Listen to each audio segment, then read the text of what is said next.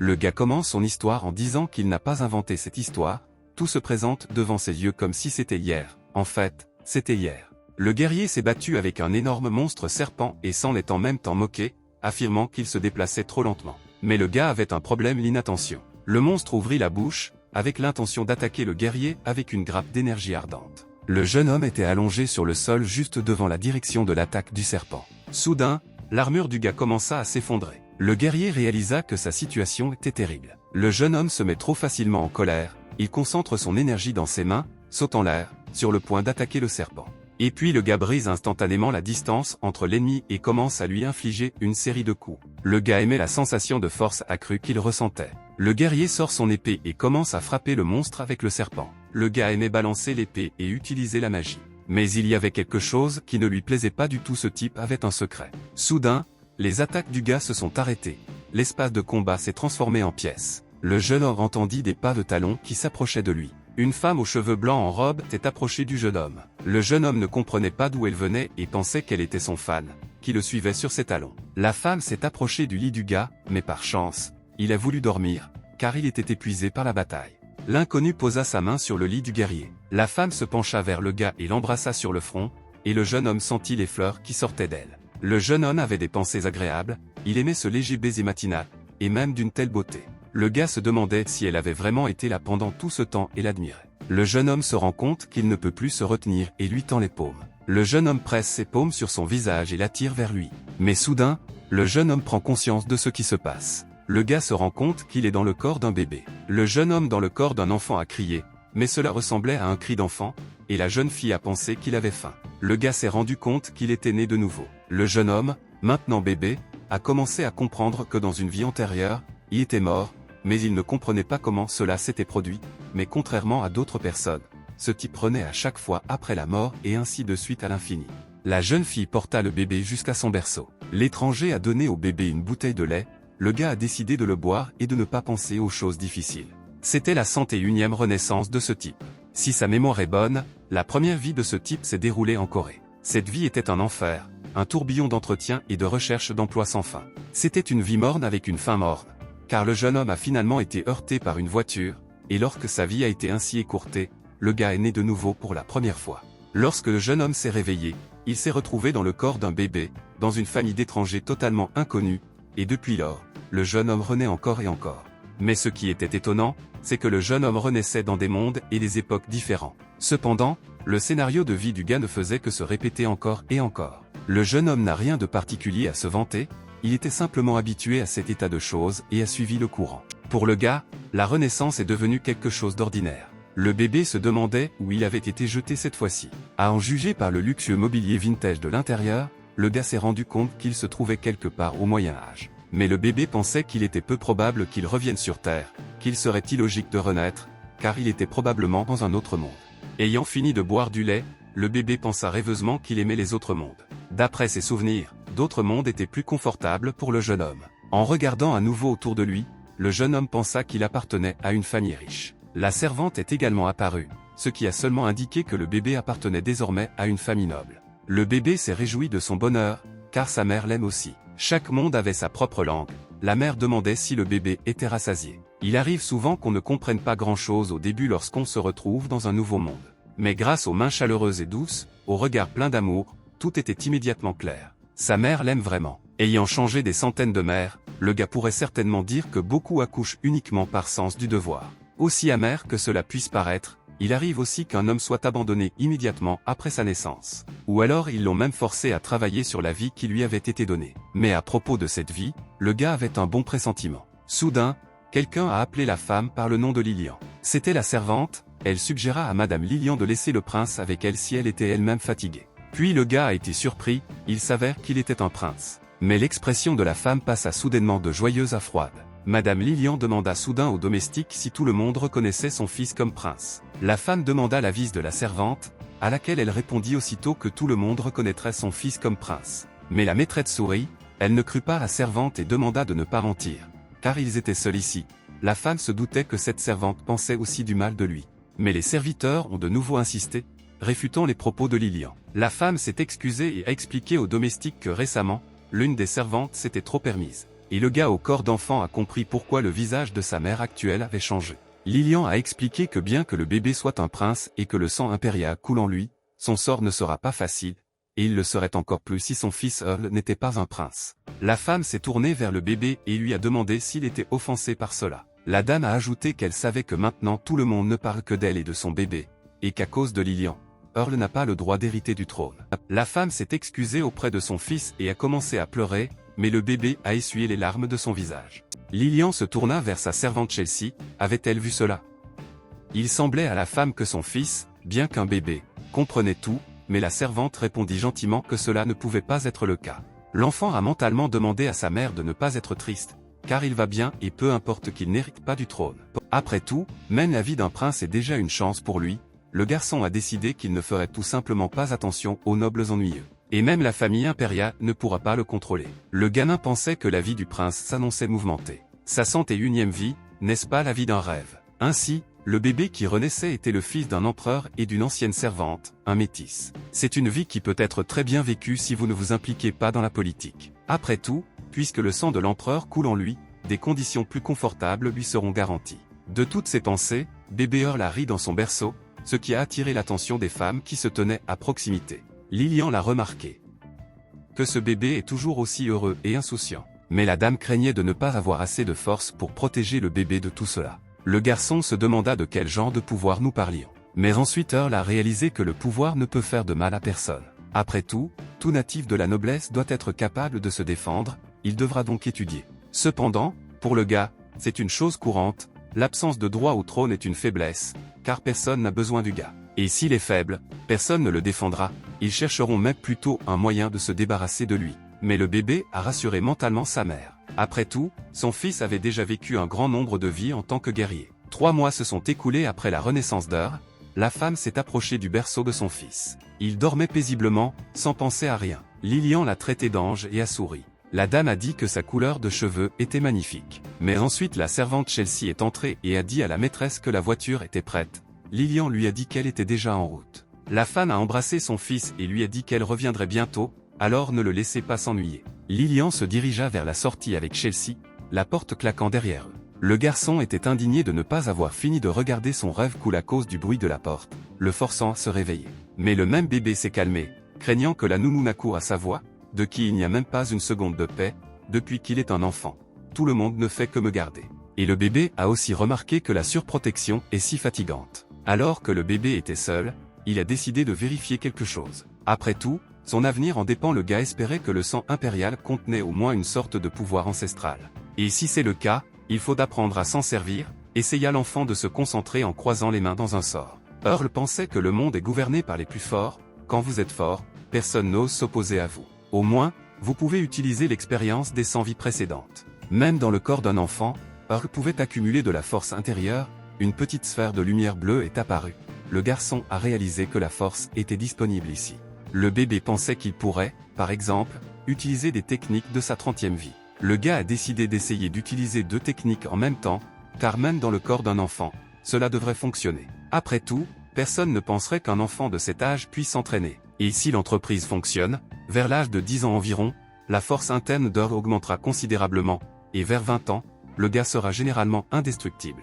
L'enfant a décidé qu'il devait d'abord se concentrer le mieux possible sur l'énergie. De cette façon, le gars peut s'entraîner n'importe où, même sur le cou de la nounou. Concentrant l'énergie dans une sphère bleue, Earl décida d'accélérer, de combiner le flux de tout son corps et de rassembler l'énergie. Et puis le bébé a senti qu'il lui devenait plus difficile de respirer. La tête du bébé commence déjà à cogner. Et puis vint le moment où il fallut libérer l'énergie. Mais soudain, la femme de chambre de Chelsea entra en courant dans la pièce. Le gars a fait une pause pour ne pas se faire découvrir par la nounou. Mais la femme de chambre pensait que les couches étaient peut-être mouillées. Le jeune homme chassa mentalement la femme ennuyeuse loin de lui, car même avec un petit contact, toute l'énergie accumulée disparaîtrait. La femme de ménage a décidé que les couches du bébé étaient normales. Chelsea a reconnu que le prince faisait simplement un cauchemar et a quitté sa chambre. Dès que la porte de la chambre claqua, Earl poursuivit son plan en action.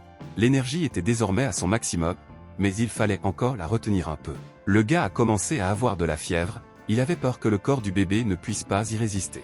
Mais Earl s'impose résolument, car il vaut mieux mourir que vivre dans le corps d'un faible. L'enfant s'est rendu compte qu'il avait besoin d'accumuler rapidement beaucoup d'énergie. Et le gars a fait tout cela pour une vie future prospère. Earl a crié au plus fort de sa concentration d'énergie, la femme de chambre l'a entendu depuis sa chambre et est retournée voir le bébé. Et puis Chelsea court dans la chambre du bébé, ouvrant la porte grande ouverte. La nounou court vers la crèche du prince. Elle ne comprend pas pourquoi le bébé transpirait, mais il semblait dormir. La femme a décidé de préparer un bain avec des zèbres et de lui donner un bain plus tard. Avec ces mots, elle a quitté la chambre du bébé. Earl sauta du lit et s'exclama joyeusement. Il était heureux que tout se soit déroulé comme il l'avait prévu. La servante tenait le bébé dans ses bras, il avait l'air en bonne santé et joyeux. Chelsea était heureuse que le prince se sente bien, et Earl soupira mentalement de soulagement, car il était heureux que la nounou n'ait rien remarqué. En utilisant la technique de concentration du mana, le gars peut facilement l'accumuler dans son corps. Et pour cela, Earl n'avait rien à faire, il devenait plus fort même lorsqu'il mangeait ou dormait. Le garçon ne pouvait contenir son large sourire satisfait. Earl a compris que même après 3 ans, il accumulerait tellement d'énergie qu'il serait comparable en force à la plupart des adultes, et quand il aurait 10 ans, alors personne dans ce monde ne pourrait rien faire pour lui, même si lui-même a vécu sans vie.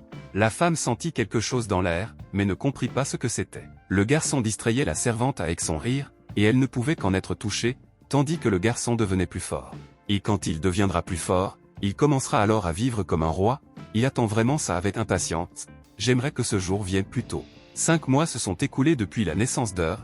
Grâce à la technique d'absorption du mana, ses capacités physiques ont considérablement augmenté, et l'énergie interne s'accumule déjà plus vite que celle de ses pairs, et le mana est automatiquement collecté. L'enfant pensait que tout allait bien, tout le monde commence par ramper sur le sol, et le moment venu, il aura beaucoup de force. Mais Lilian a attrapé son fils rampant, elle l'a félicité pour son activité et lui a apporté quelque chose. La femme tenait un hochet dans ses mains, mais le bébé ne comprenait pas ce que c'était, mais il était coincé sur le hochet et ne pouvait le quitter des yeux. Mais Earl remarqua la tristesse sur le visage de sa mère. Et puis le bébé a commencé à rire et à prétendre qu'il aimait vraiment le hochet. Lilian était ravie et a dit au bébé qu'elle savait qu'il aimerait le jouet. Mais le bébé lui-même ressentait dans sa tête une honte espagnole, car il avait l'esprit d'un adulte. Les femmes ont noté que le prince avait l'air heureux, Lilian a dit qu'elle jouait souvent avec lui. La dame a noté que son fils était mignon et à qui il était si beau, le gars a remarqué qu'il ressemblait à sa mère, bien sûr. Le garçon a décidé de jouer le jeu des femmes, puisqu'il est aimé, il doit en profiter, car ce temps est trop éphémère, et donc inestimable. Mais alors la maîtresse et les domestiques remarquèrent que le bébé avait cessé de sourire, ils pensèrent qu'il était déjà fatigué. Mais en réalité, Earl avait juste faim, mais heureusement, la nounou Chelsea a deviné que le prince avait peut-être faim. Le bébé a reçu un biberon de lait. Pendant ce temps, Lilian et Chelsea ont commencé à discuter de la situation financière. La femme de chambre a dit que le prince avait besoin d'être bien nourri, et depuis hier, il y a de moins en moins de fonds alloués. Et la maîtresse lui a répondu qu'elle le savait. Mais la dame a dit qu'elle ne pouvait rien y faire, car le budget pour l'entretien du manoir avait été considérablement réduit cette année et il était difficile d'élever ne serait-ce qu'un seul enfant. Pendant ce temps, Earl écoutait leur conversation en buvant du lait. Le garçon se souvint qu'il avait déjà entendu une conversation similaire il n'y a pas si longtemps. Les servantes expliquaient qu'elles devraient économiser même sur le régime alimentaire de la maîtresse, car il n'y avait pas d'autre choix, mais le gars ne pensait pas qu'elle prenait cela au sérieux. La maîtresse a dit qu'elle ne mourrait pas de faim, et c'était bien, et les domestiques ont suggéré d'économiser de l'argent sur la sécurité. Le bébé ne pouvait pas croire que tout cela était vrai, car la mère était en réalité une simple concubine, elle n'avait ni pouvoir ni statut, même en tenant compte du fait qu'elle avait donné naissance à un prince. Cette situation est encore aggravée par le fait que nous sommes en hiver. Il faut faire quelque chose, sinon lui et le prince disparaîtront.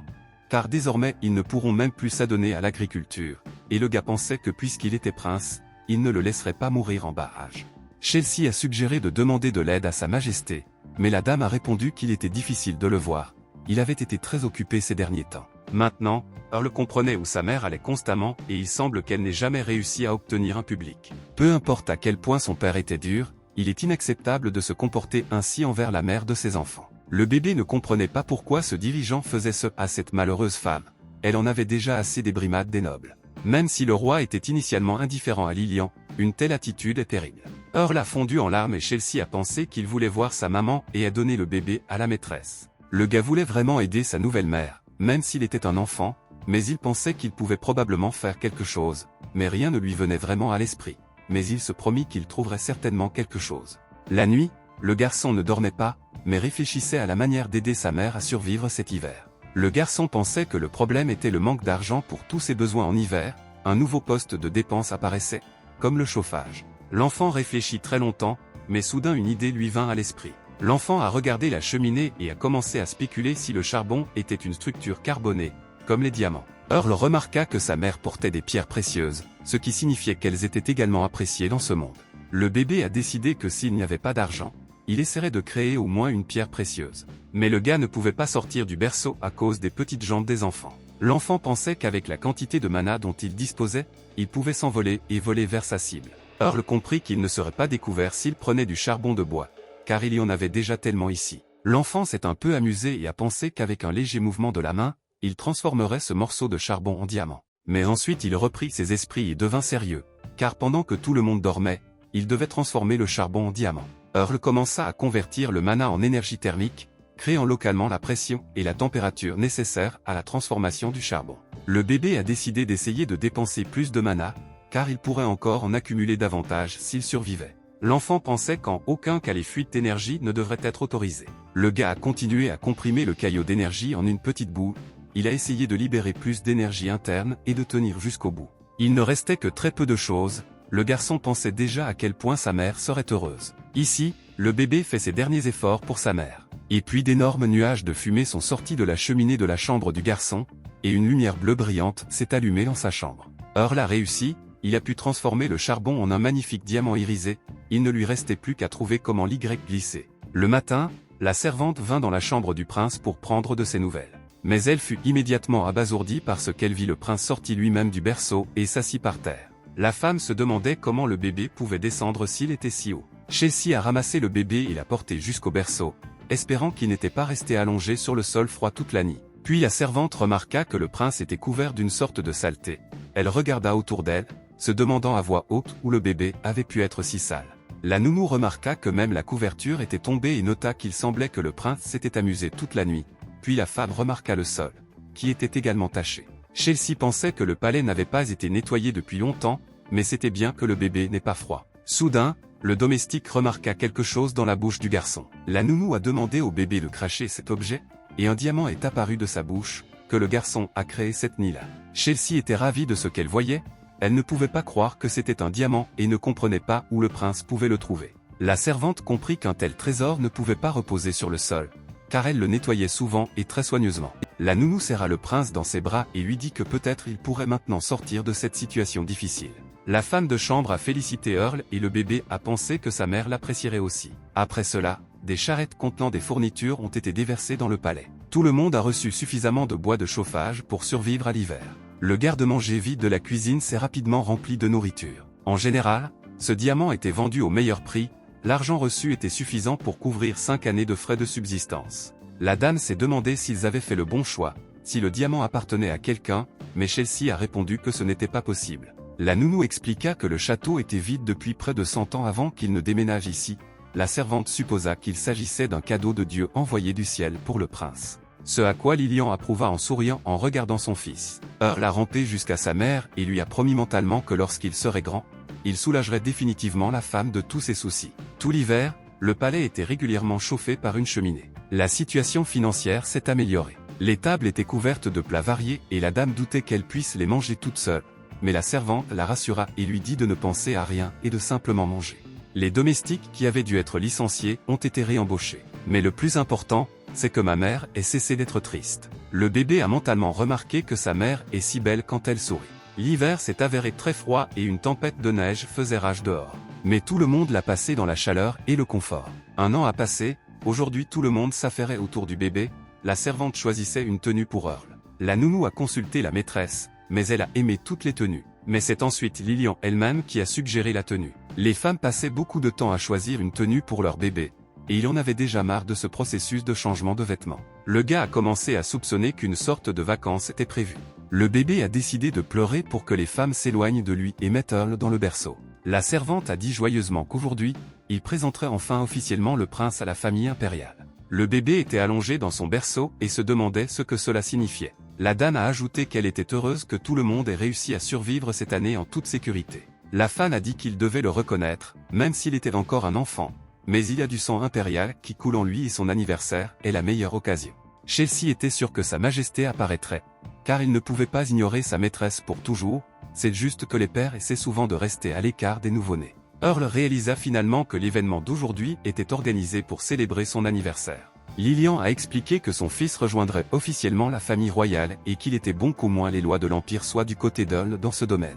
Le garçon remarqua que sa mère était très inquiète, même si elle souriait. Mais ensuite le garçon réalisa que puisqu'il y avait un banquet, cela signifiait que toutes sortes d'aristocrates différents se présenteraient ici. Le garçon remarqua qu'il regarderait au moins son père. Le banquet a commencé, les tables étaient dressées avec diverses collations, plats et boissons. La musique live jouait une belle mélodie dans la salle. Diverses personnes nobles et riches se sont rassemblées dans cette salle. L'enfant s'est assis sur une chaise et a admiré à quel point c'était génial ici. Il se demandait combien d'argent avait été dépensé pour tout cela. Tout le monde était tellement habillé qu'Earl se demandait si c'était vraiment la façon de s'habiller pour les banquets. La femme a pris son fils dans ses bras et lui a demandé s'il aimait cet endroit. La servante suggéra qu'il était gêné par les nouveaux visages, car le prince n'avait jamais vu autant de monde. Mais Lilian a dit au prince de ne pas avoir peur, car il est le plus important ici, et l'a embrassé sur la joue. Mais ensuite l'enfant remarqua que les aristocrates commençaient à le regarder de travers. Mais le garçon a décidé de ne pas y prêter attention, car il s'attendait à rencontrer son père. Tyler était l'homme qui était le père d'Earl, et le garçon veut le regarder dans les yeux sans vergogne, car il ne s'est jamais présenté chez eux. Mais ensuite le bébé a décidé qu'il ne se souciait pas de la façon dont cet homme vivait. Earl voulait juste savoir à quoi il ressemblait, au cas où il aurait une mauvaise hérédité.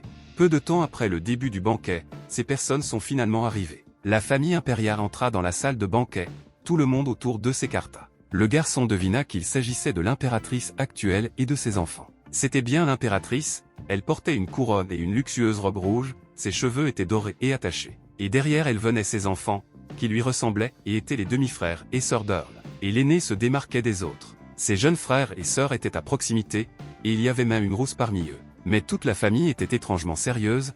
Earl était furieux qu'il passe devant sa mère comme si elle n'existait pas. Mais Lilian remarqua le mécontentement de son fils et lui demanda en souriant d'être patient encore un peu, car bientôt tout serait fini. Le garçon pensait que malgré tout, sa mère souriait, et ceux qui étaient devant admiraient la beauté de l'impératrice. Soudain, le regard de la femme se tourna quelque part, son visage s'agita. L'empereur entra dans la salle de banquet, tout le monde autour dit de saluer sa majesté. Tyler avait un regard terrifiant dans les yeux alors qu'il avançait fièrement. Le garçon ressentit une forte énergie de la part de l'homme. L'empereur passait simplement par là, et les nobles bavards et leurs serviteurs se turent immédiatement, ils inclinèrent tout la tête devant lui.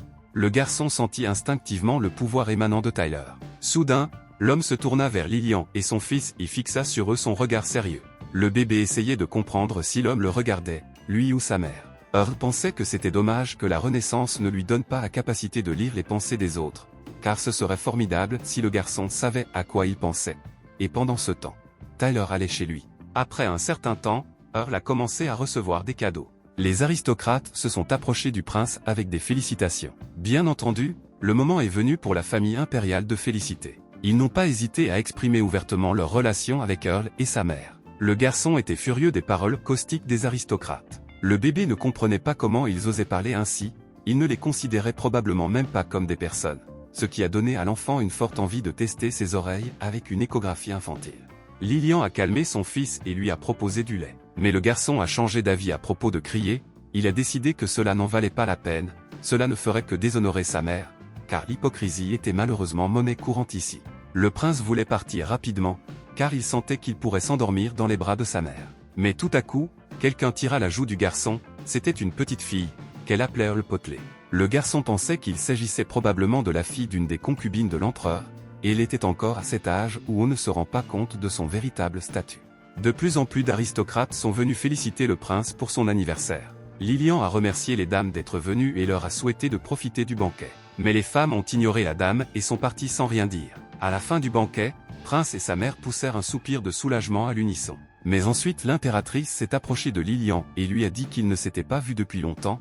La femme a demandé à Ella comment elle était arrivée là. À quoi l'impératrice a répondu qu'il n'y avait aucun problème sur le chemin ici. Et la femme a ajouté que tout cela était grâce à son fils, l'héritier du trône, qui était à côté d'elle, et avec son regard elle a montré le côté où se tenait son fils. Earl regarda le garçon blond, qui ressemblait beaucoup à sa mère, le garçon se demanda pourquoi elle exhibait son fils, même si c'était ce qu'on attendait de l'impératrice. Elle a remarqué qu'Earl ressemblait tellement à sa mère. L'impératrice l'a appelé chérie et le garçon l'a renvoyé mentalement. Le prince soupçonnait qu'Ella avait dû jouer un rôle dans leur sort, même si personne ne s'en souciait.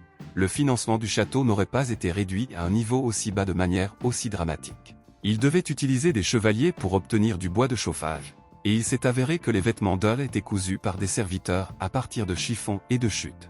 L'impératrice a souhaité longue vie à Earl et Lilian l'en a remercié. S'étant déjà retourné, Ella lui sourit méchamment. Soudain, l'empereur lui-même s'approcha d'Earl et de sa mère.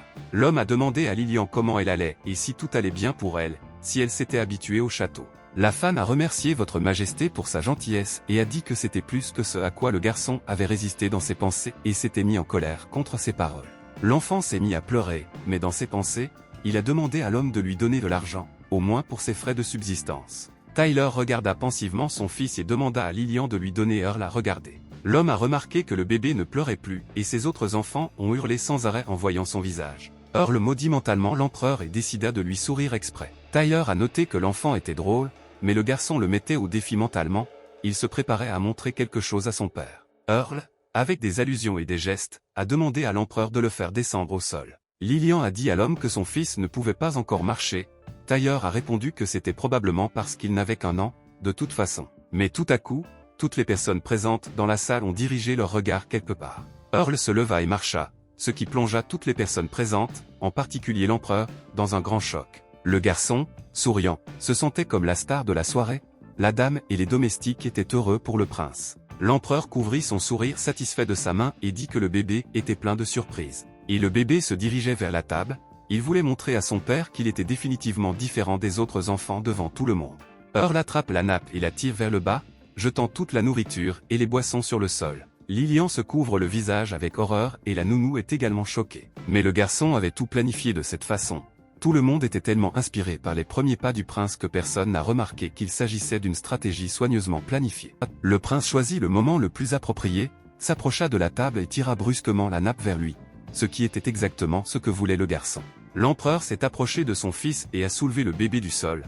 Earl a également crié pour faire effet, car après tout, c'était un enfant. Tyler a demandé au bébé s'il était blessé et a décidé de l'examiner. L'homme remarqua qu'il ne s'arrosait que du vin. Alors la mère de l'enfant accourut. L'empereur la rassura en lui disant que le petit était en sécurité, qu'il avait juste besoin de changer de vêtements. La femme de chambre lui proposa son aide quand soudain, Tyler remarqua quelque chose et arrêta la femme.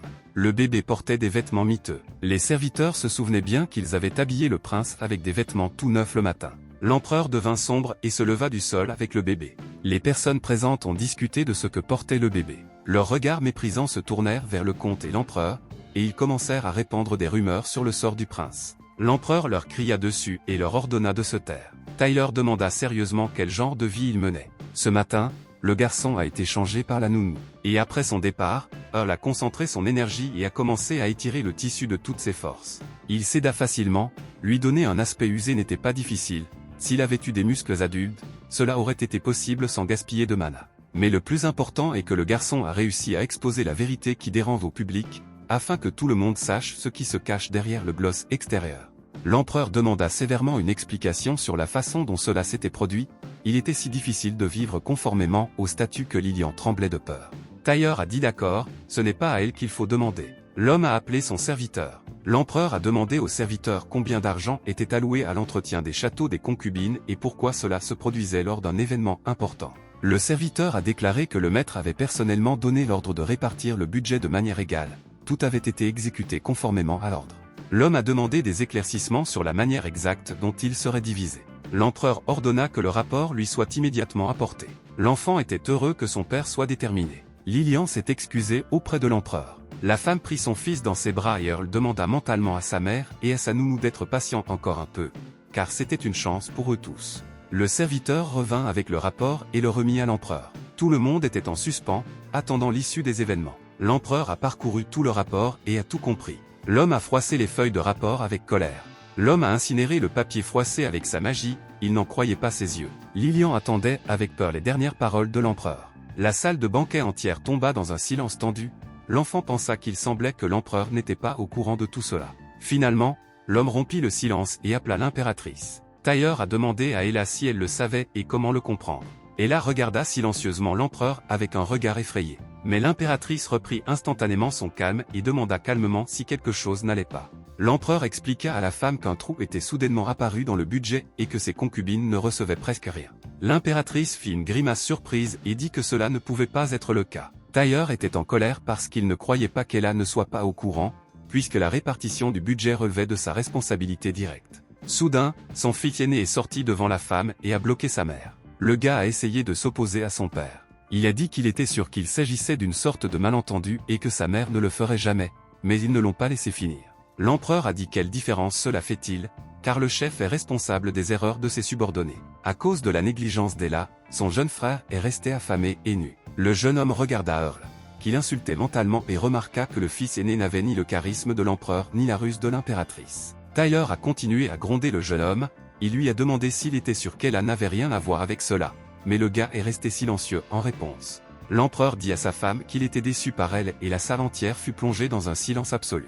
Lilian a rompu le silence, elle a demandé à sa majesté de ne pas blâmer la dame et a pris tout le blâme sur elle. L'empereur demanda sévèrement à la femme de quel genre d'erreur elle parlait. Tyler a ajouté que Lilian a porté et donné naissance à l'enfant de l'empereur. L'homme a ajouté que cela suffisait pour être considéré comme un membre de la famille impériale.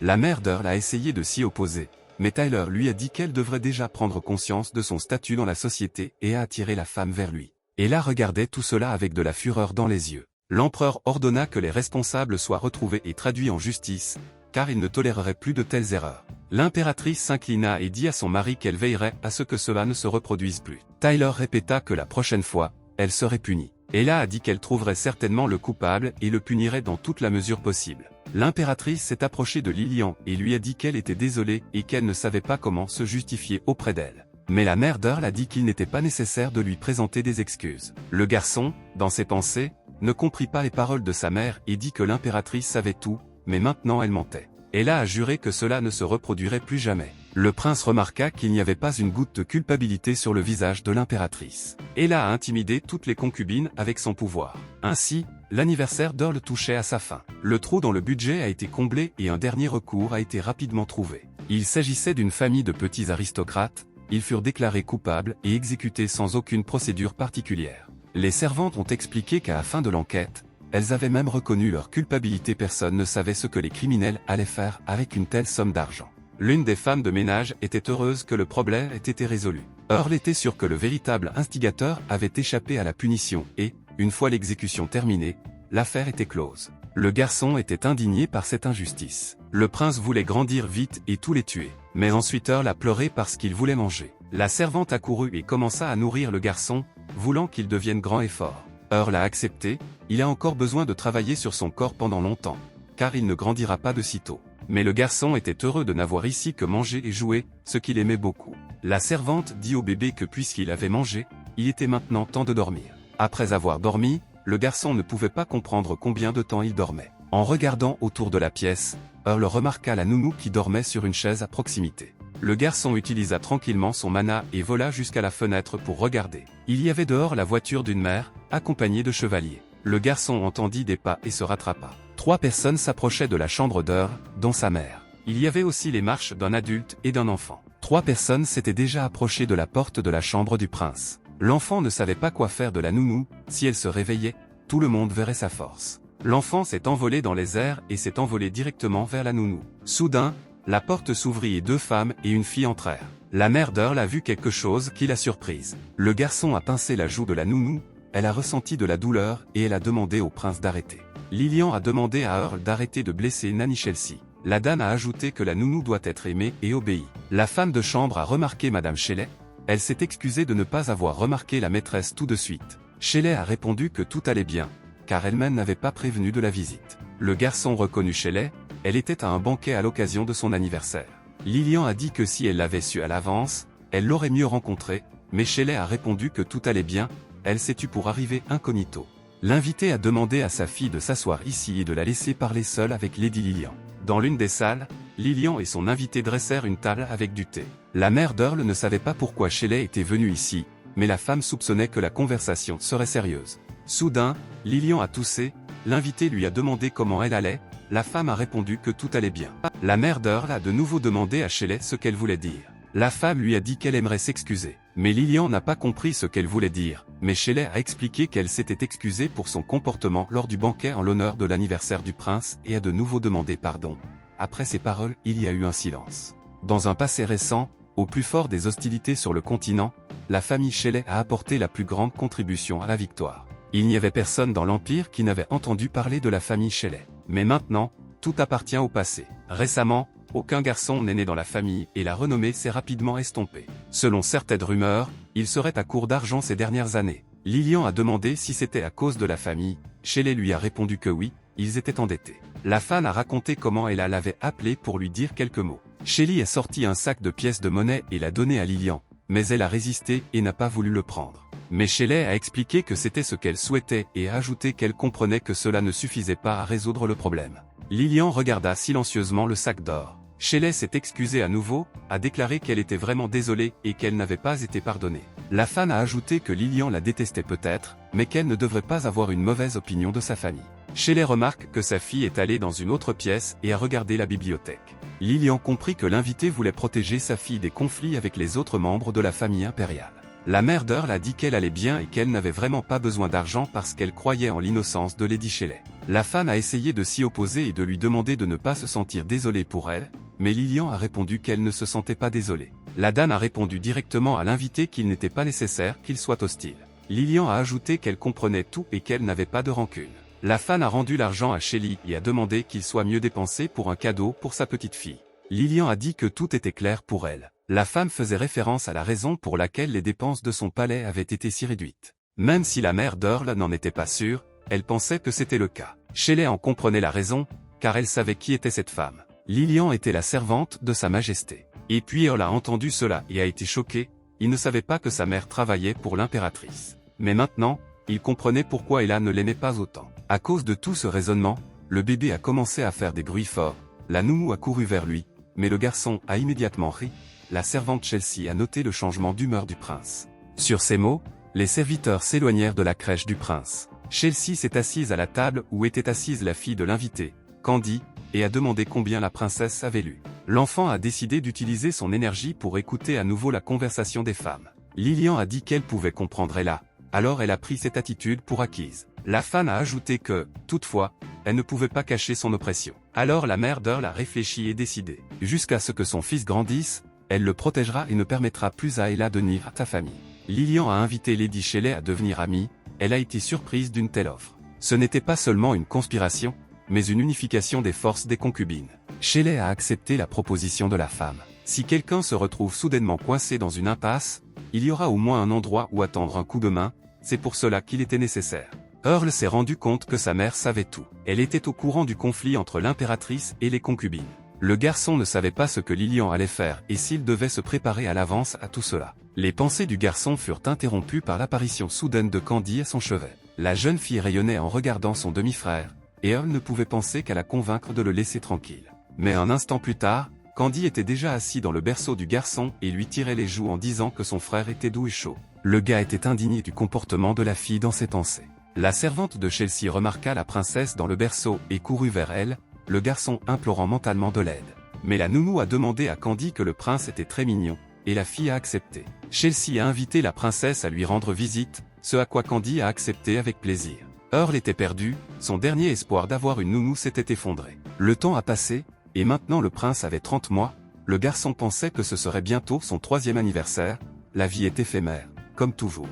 L'enfant voulait grandir le plus vite possible, car il devait encore vivre pour atteindre l'âge adulte, mais il voulait déjà apprendre à draguer les filles normalement. On lui a dit dans sa 45e vie qu'on pouvait rencontrer n'importe quelle fille dans 10 minutes. Soudain, un bruit de chaussures se fit entendre devant la porte. Earl ne savait pas de quoi il s'agissait, mais il devint alerte. Candy se précipita rapidement vers la porte et salua bruyamment Earl.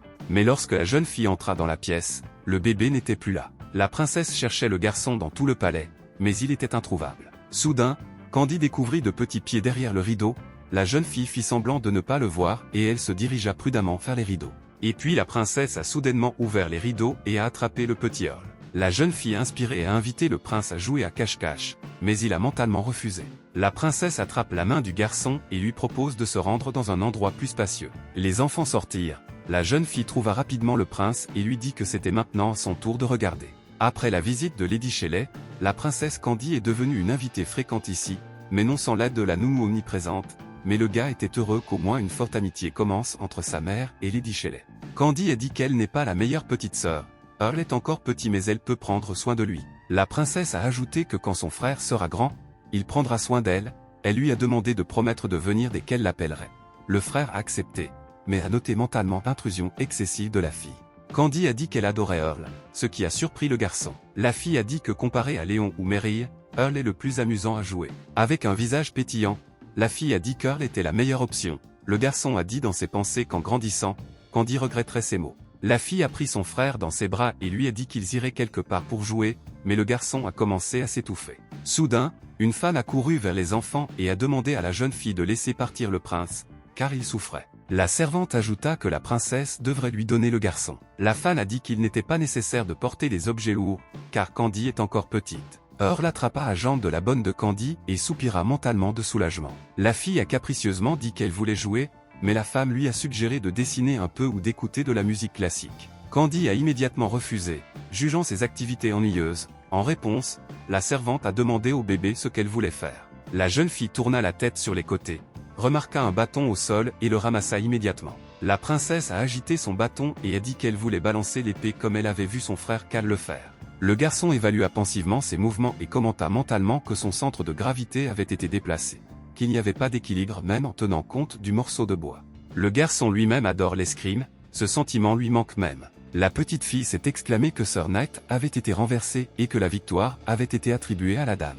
La servante a dit à Candy que les vraies dames ne se battent pas, mais la jeune fille s'est indignée de savoir pourquoi. La princesse a demandé à la femme pourquoi son frère Kyle et Léonide étaient autorisés, mais elle ne l'a pas été. La servante a expliqué à la petite fille qu'elle était une princesse et qu'elle n'était pas censée se salir les mains. Finalement, la femme soupira et demanda à la jeune fille de ne pas discuter, car c'est la coutume, car avant tout, une princesse doit être élégante et féminine.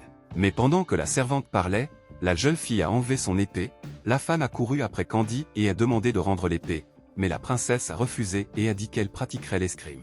La servante a suggéré à la jeune fille de prendre au moins une épée plus petite. Earl, quant à lui, regardait tout cela et remarqua qu'il commençait même à aimer la sœur de Candy. Les années ont passé, Earl a eu 5 ans. Le garçon monta donc à cheval avec d'autres cavaliers. Mais Earl était encore un enfant. C'est pourquoi il montait sur un cheval joué en bois. Chelsea a proposé au prince de monter sur un vrai cheval, mais le garçon a refusé, soulignant que c'était dangereux. La servante a noté que tous les garçons s'intéressaient aux chevaux et aux épées et a laissé entendre qu'il était temps pour Earl. Mais l'enfant a dit que les princes sur un cheval blanc sont déjà des reliques du passé. Et y a traité la nounou de tubercule qui traînait. Earl pensait que, de toutes les vies qu'il avait vécues, il n'y avait qu'une seule connaissance qu'il n'avait pas correctement assimilée, c'était comment rendre les gens fous. Le gars a atteint le sommet en escrime, battant de nombreux adversaires puissants. Il a également réussi dans le domaine magique, incinérant tous les obstacles sur son passage. Il a perfectionné toutes les compétences que le gars avait entrepris de développer dans des vies antérieures, il s'est donc avéré que maintenant il n'avait même plus grand chose à faire. La nounou a frappé dans la chambre du garçon, mais il lui a demandé ce qu'elle voulait et lui a expliqué qu'il était occupé pour que la nounou le laisse tranquille. Chelsea souhaitait que le garçon fasse du bon travail. Mais le garçon dit mentalement que seuls les imbéciles travaillent et tomba sur le lit. Après un certain temps, la nounou a dit quelque chose à Earl, ce qui a presque fait pleurer le garçon. La femme a demandé au garçon s'il ne voulait pas trop étudier. Le gamin a dit oui, il ne veut pas. La servante a continué à persuader le garçon, elle a dit qu'Earl avait déjà 5 ans et qu'il était temps d'explorer le monde qui l'entourait sous différents angles. Mais le prince répondit à la femme qu'il ne voulait rien savoir, que l'autre côté lui suffisait, qu'il n'était pas du tout intéressé à apprendre. La nounou soupira et dit que le prince parlait comme s'il avait vécu sans vie, ce à quoi le garçon la regarda avec méfiance pendant une seconde, car il ne comprenait pas comment elle le savait. Le garçon essaya d'objecter, mais il pensait que la science était déjà dans son foie. Le prince pensa qu'il était fatigué d'étudier encore, et ainsi de suite à chaque fois. Ce à quoi la servante répondit que selon la loi impériale, 5 ans est l'âge auquel il est temps d'étudier. La nounou a dit qu'elle avait apporté des livres simples et avec ces mots elle en a posé une pile sur la table. Et le garçon s'est indigné qu'il n'y en ait pas assez. Le prince a pris le livre dans ses mains et a dit qu'il aimait les livres, qu'il les retournerait et les retournerait. Et il a commencé à tourner l'un des livres dans sa main, mais la servante a dit avec agacement que les livres devaient être lus et non tordus.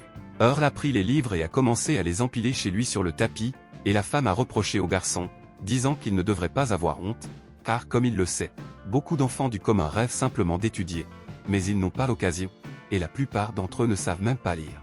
La femme de chambre s'est assise à côté du garçon sur le tapis, provoquant l'effondrement de sa maison. Chelsea a dit à Earl qu'il devait respecter les livres.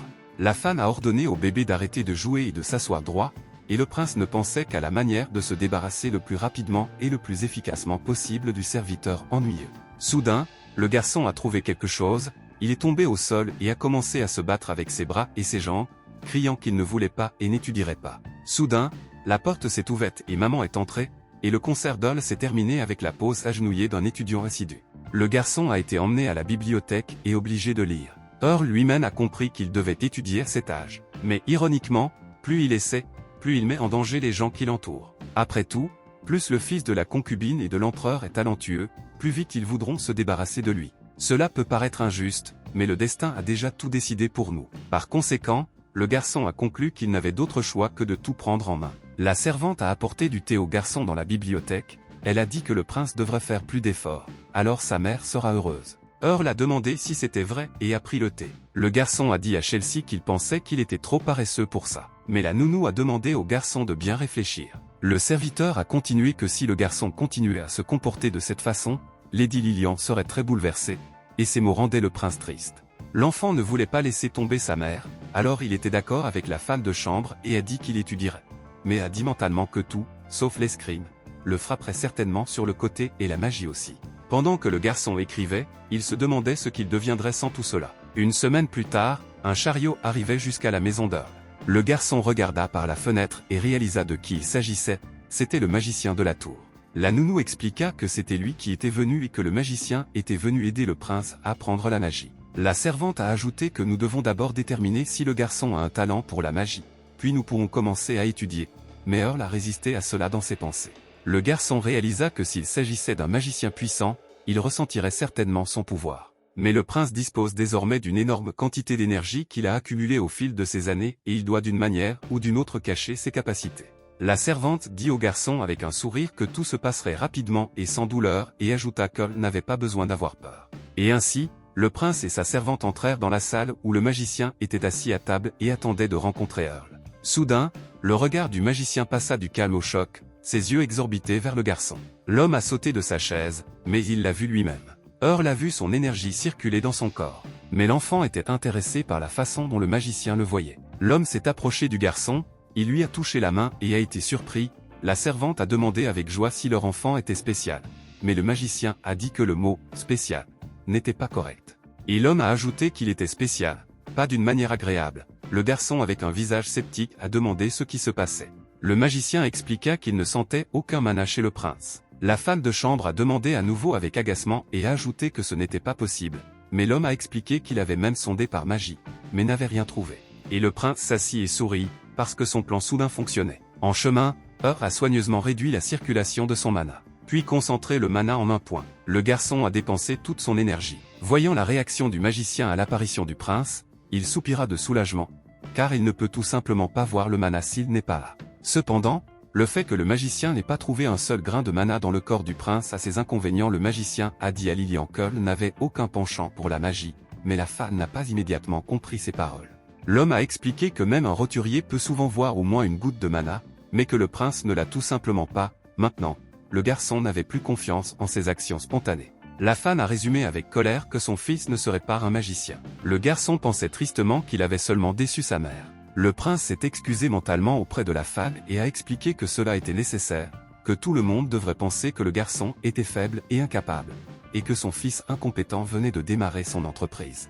Quelque temps plus tard, l'enfant a été présenté à un nouveau mentor, cette fois en escrime. L'homme a annoncé avec enthousiasme au garçon qu'il lui apprendrait l'escrime. L'homme ajouta que si le prince s'entraînait dur, il deviendrait bientôt aussi fort que lui. Cet homme était un jeune chevalier qui n'avait pas plus de 25 ans. Mentalement, le garçon le traitait de faible et lui disait qu'il était encore aussi loin d'un vrai chevalier que la lune. Après tout, le corps du garçon s'est endurci au cours de tant de batailles contre les créatures les plus terribles. Dans des vies antérieures, le gars s'est battu avec divers dragons et autres monstres. Par conséquent, il considérait ce chevalier comme indigne de lui enseigner. Le garçon répondit au chevalier de commencer à lui enseigner. Le mentor répondit avec un sourire que le prince devait lui faire confiance et deviendrait certainement plus fort. Mais Earl soupira d'indignation. Le garçon s'est souvenu qu'il avait vu une fois la sœur de Candy porter des poids pour améliorer ses capacités physiques. Le chevalier a confirmé que c'était normal pour leur famille, mais le garçon a trouvé cela effrayant. L'homme a expliqué que les éléments de base de l'escrime sont la flexibilité et l'équilibre. Avec ces mots, le mentor a commencé à montrer des exercices à répéter avec une rapière. Le mentor a dit au prince de ne pas s'inquiéter, car il commencerait par la chose la plus simple. Ils ont commencé par un entraînement à l'équilibre. Earl avait du mal même à basse altitude. Puis l'homme l'a rassuré en lui disant que le garçon ne se blesserait pas s'il tombait d'une telle hauteur. Mais l'enfant a admis qu'il avait peur de n'importe quelle hauteur et ne le contrôlait pas. Puis ils sont passés à l'entraînement de flexibilité. L'homme a dit au garçon que depuis qu'il était jeune, cela devrait être facile. Mais le prince ne pouvait pas non plus faire face à cet entraînement, il ne pouvait pas faire les étirements. Un autre entraînement portait sur la précision. L'homme ordonnait de pointer l'épée exactement vers la cible pour la toucher. Mais le garçon, brandissant son épée, la laissa tomber accidentellement. L'enthousiasme du mentor a sensiblement diminué. Le garçon a demandé s'il était médiocre, mais l'homme a répondu avec bonhomie que ce n'était que la première formation. Si le prince continuait à pratiquer, il réussirait. L'homme donna son épée au garçon et lui expliqua comment la tenir. Earl s'est aperçu qu'il était suivi depuis la forêt voisine. Mais l'espion était déjà parti, le garçon comprit que plus son résultat était médiocre, plus vite il prendrait du retard. Les rumeurs se répandirent rapidement. Les aristocrates disaient que le prince n'avait pas plus de mana qu'un roturier et que son corps était si faible qu'il pouvait à peine se tenir debout. Même l'impératrice apprit que le fils de Lilian n'avait aucun talent pour l'escrime. Et là se tourna vers le serviteur et dit avec un sourire que c'était agréable d'entendre cela. Les rumeurs peuvent calmer la vigilance, car le garçon, ayant survécu à tant de vies, le savait. Le garçon a demandé au domestique si le nouveau professeur viendrait, ce à quoi la femme a répondu que oui, il viendrait bientôt. Maintenant, tout le monde dit qu'Earl est un prince inutile, presque tous les professeurs refusent d'enseigner à l'enfant. Et pourtant, il y avait un héros qui a décidé de venir. Soudain, on entendit frapper à la fenêtre. Le garçon sauta de la table et courut regarder par la fenêtre pour voir qui était là. Un gars est entré dans la pièce et s'est présenté comme étant Amy, et à partir d'aujourd'hui, il sera le professeur du prince. Le jeune homme a ajouté qu'il enseignerait aux garçons des langues étrangères. Le garçon a remarqué le désespoir sur le visage du professeur. Il était clair qu'il avait été forcé. Emile a déchargé les livres sur la table et a expliqué qu'il s'agit d'un manuel standard. Il vous permettra d'apprendre les bases de la grammaire en une journée. Le jeune homme a ajouté qu'il s'agit d'un rythme d'études normal et que demain il envisage de passer à un nouveau sujet. Et puis il a résumé que le prince s'y habituerait vite. Le garçon lui a répondu qu'il ferait de son mieux, mais dans son esprit il pensait qu'il y avait quelque chose qui n'allait pas avec ce type. Amy a dit que de mauvaises notes sont possibles, mais il n'y a pas lieu de s'énerver, car étudier est avant tout une question d'intérêt, puis de capacité. Le garçon n'a pas compris dans son esprit quel genre de choses étranges le gars lui inculquait lui, même sans son consentement. Le garçon a eu l'idée que le professeur avait décidé de simplement l'ignorer dans toutes les leçons, alors le garçon a eu une idée à ce sujet, bien qu'il soit petit, mais dans ses vies antérieures, il a étudié de nombreuses langues. Earl pouvait se vanter de ses capacités linguistiques, alors il a décidé de se faufiler dans la bibliothèque la nuit pour réaliser son plan. Le garçon concentra son mana dans sa main, il prit la forme d'une sphère avec une lumière bleue brillante. L'enfant a dit qu'il devait d'abord trouver un dictionnaire et avec ces mots, il a lancé l'énergie à l'avant. Des vagues bleues de mana glissèrent sur les étagères, trouvant les bons livres de grammaire pour Earl. Une vague de mana ramassa la publication désirée et l'apporta au garçon. Le garçon a continué à émettre des vagues de mana et apprit la littérature dont il avait besoin pour ses études. Les livres tourbillonnaient dans les airs comme dans une danse en rond, sur des vagues de lumière de mana bleue. Le garçon leva la main et dirigea des flux d'énergie vers les bons endroits, ramassant sur les étagères les livres qui l'intéressaient. Et ainsi, des flux de mana mettent tout ce qui est nécessaire à une étude plus approfondie en tas sur la table. Le garçon pensait qu'il y avait tellement de choses intéressantes dans le monde, mais que toutes les langues étaient construites sur un principe similaire. Ce n'était donc qu'une question de temps avant qu'il se mette à enseigner. Le garçon a étudié des livres toute la nuit pour mettre en œuvre son idée. Dans la matinée, le professeur est arrivé au palais pour donner des cours. Il a dit au garçon que c'était une mauvaise blague. L'homme ne croyait pas que le prince puisse apprendre tout le matériel. Mais Earl a tenu bon, il a dit qu'il ne mentait pas, c'était vrai, et a proposé de commencer. Emile a demandé au garçon avec incrédulité s'il se souvenait vraiment de tout, mais le prince a répondu qu'il n'était pas nécessaire de lui mentir. Comparé aux langues des pays voisins, la langue impériale Nata était encore un peu difficile. Le jeune homme invita le garçon à lire un livre et lui tendit un manuel. Peu importe à quel point un enfant est intelligent, lire ne serait-ce qu'un simple livre avant l'âge de 12 ans est difficile. Et puis un enfant de 5 ans a appris les langues en seulement 2 jours, le garçon a pris le livre et a commencé à le lire sans aucune difficulté. Émile est venu d'abord avec un grand choc, puis avec un plaisir indescriptible et a félicité le garçon. Lorsqu'un élève réussit, la réputation de l'enseignant augmente. Earl sourit sarcastiquement à son mentor. Le garçon a choisi quelque chose dans lequel il pourrait être un génie dans la haute société. Le soir, dans l'un des établissements, on discutait déjà du garçon qu'il n'était même pas capable de tenir une épée dans ses mains. Comment une telle médiocrité pouvait apprendre des langues en seulement 2 jours? l'un des visiteurs a suggéré que le garçon pourrait être tout aussi bon dans les sciences exactes. La rumeur selon laquelle le prince était encore un peu un génie s'est rapidement répandue. Et la source des rumeurs était Émile, qui, après un petit succès, est immédiatement allé bavarder dans le bar. Il a dit aux autres visiteurs qu'il était capable de discerner un grand potentiel chez le garçon. Chaque enfant a un talent caché. Le mentor s'est vanté d'être capable de révéler ce talent dans toute sa splendeur. Finalement, des rumeurs parvinrent à l'empereur. Tyler pensa que, apparemment, l'épée ou la magie n'était tout simplement pas sa voie. Car il n'était pas facile de faire quelque chose qu'il n'aimait pas. Lilian regrettait sincèrement d'avoir contrarié l'empereur.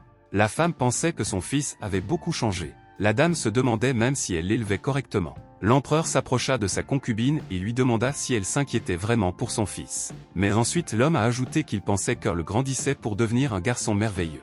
Et le prince lui-même, souriant sournoisement, dit mentalement qu'il leur montrerait toujours des miracles, mais qu'il valait mieux les servir à dose afin de maintenir l'intérêt pour sa personne. En attendant, le garçon a décidé de se détendre et d'en récolter les bénéfices, car il était désormais reconnu comme un génie. Quelques jours plus tard, la maison où vivaient Earl et sa mère reçut de nombreux chevaliers. Le garçon regarda leur arrivée par la fenêtre avec un sourire. Le prince pensa que l'empereur avait probablement décidé qu'il était nécessaire de mieux protéger quelqu'un qui lui-même ne savait pas se battre et remarqua la prévenance de son père à cet égard. Soudain, on frappa à la porte, l'enfant demanda qui était là. Ils s'excusèrent et 2 servantes entrèrent et apportèrent le coffre. Le prince leur demanda ce qu'il contenait. Lilian entra ensuite et expliqua que le coffre contenait des cadeaux de sa majesté. Le garçon fut sincèrement surpris que le cadeau soit pour lui et s'approcha du coffre, avec l'intention de l'ouvrir. Maman et les 2 servantes souriaient joyeusement et attendaient avec impatience que le garçon ouvre le cadeau. L'enfant ouvrit le coffre et l'admira. Il était rempli d'or, de pierres précieuses et de bijoux coûteux. Earl était émerveillé par tant d'or et de bijoux. Mais soudain, son attention fut attirée par un pendentif avec un rubis rouge. Le garçon demanda de quel genre de pendentif il s'agissait. Les servantes ont demandé au garçon comment il aimait les cadeaux de l'empereur, mais le prince n'a pas aimé que sa question soit ignorée.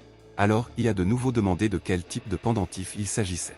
Le gars a décidé de spéculer lui-même sur la chose. Il semble que ce pendentif vous aide à vous concentrer et active vos capacités mentales. Mais très probablement, cette chose ne fait que faire bouillir votre cerveau et vous commencez à être très fatigué. La femme de chambre de Chelsea a admiré l'érudition du prince et a dit que c'était incroyable. Et le prince était d'accord avec ses paroles. Le garçon pensait qu'une personne ordinaire ne voyait qu'un pendentif précieux, mais Earl a vu du mana à l'intérieur de la pierre. Cependant, le prince n'en avait aucune utilité. Le garçon pensait qu'il voulait offrir ce pendentif à sa sœur Candy, car elle s'est tellement entraînée ces derniers temps qu'elle deviendra bientôt un orang-outan. Le prince demande à sa mère s'il peut offrir ce pendentif à sa sœur Candy. Lilian répond que c'est un cadeau de sa majesté, mais elle ne pense pas que l'empereur sera très opposé si le garçon donne une chose. Le garçon sourit joyeusement à la femme. Maman a décidé de demander à son fils ce qu'il aimait tant chez Candy, et Earl a répondu qu'elle était forte. Tout le monde a ri de cette réponse. C'était un jour heureux pour tous les habitants du château, car l'empereur a généreusement offert au prince. Pendant ce temps, le chevalier qui était le mentor d'escrime d'Earl déclara, l'épée tendue, que chacun devait comprendre la tâche qui lui était assignée pour protéger le château des concubines et être fier de cette mission. Au château, le prince était assis dans la salle à manger, on lui servait des desserts et on lui disait que c'était les meilleures pâtisseries du chef. Le garçon commença à essayer tour à tour chacun des desserts sur la table. Mais le prince n'aimait pas tout n'allait pas. La servante a conseillé au prince de mâcher plus lentement, car cela devrait avoir meilleur goût, mais le garçon a continué à tout mettre dans sa bouche et à s'étouffer avec les desserts. Un peu plus tard, Earl se rendit compte que tous les desserts sur la table étaient insipides, ils n'étaient presque pas sucrés. La servante lui attrapa la joue avec agacement et commença à dire que le chef avait juré et suggéra au prince de l'appeler. Mais le bébé demandait, avec insistance, à la servante d'appeler l'alchimiste. Le garçon voulait des bonbons et des boissons modernes qu'il aimait dans ses vies antérieures. Le prince a donc besoin de l'aide d'un alchimiste pour recréer le goût de ses bonbons. La servante demanda au prince pourquoi elle devait appeler l'alchimiste, mais le garçon hésita à répondre car il ne trouvait rien d'intelligible. L'enfant commença à raisonner que la servante ne comprendrait toujours pas, même si Earl essayait de lui expliquer en détail. C'était quand même étrange qu'un enfant de 5 ans demande à appeler l'alchimiste. Mais le prince a compris qu'il était impossible de créer les goûts qu'il aimait sans l'aide d'un alchimiste, et le garçon lui-même n'avait aucune idée de la manière dont les aliments étaient transformés pour obtenir le goût des boissons qu'il souhaitait, et de telles technologies n'existent toujours pas dans ce monde. Mais le garçon voulait tellement essayer les saveurs de boissons préférées qu'il avait essayé dans des vies antérieures, alors le prince a décidé que puisqu'il était un génie, il trouverait quelque chose. Le garçon se leva de table et courut aussi vite qu'il put hors de la salle à manger.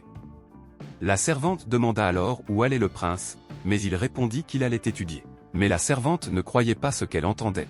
Car auparavant il était impossible de forcer le garçon à étudier, alors elle pensait avoir mal entendu.